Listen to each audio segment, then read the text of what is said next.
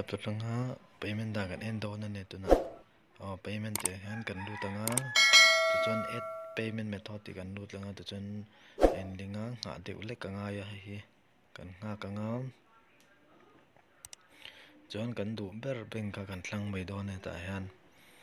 airtel payment bank ka thlanga example ta verify mega nga ya kan ngak deu nga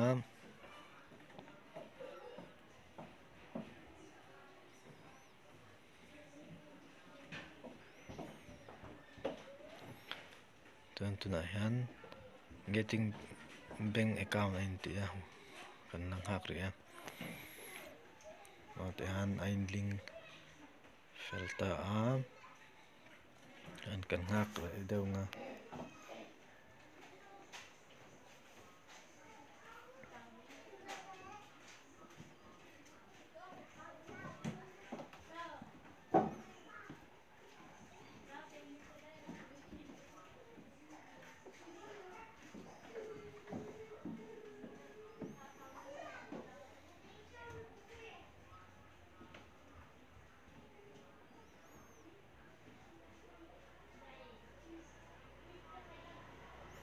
network a chen over in ke chu array dewa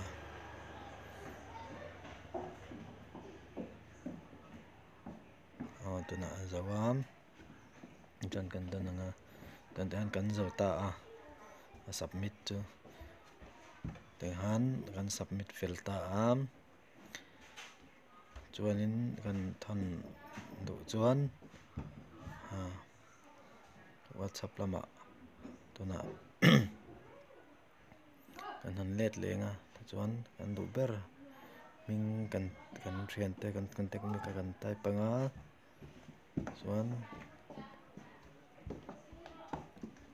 kil te dengan payment ti lo ma chuan setting nga chuan kan du zat kan thon zat tu la paisa kan chu kan type mai don ani chuan add a note ti hian kan du chuan comment na an ziak thei bok ani khati jong kha tuna WhatsApp kan soi thei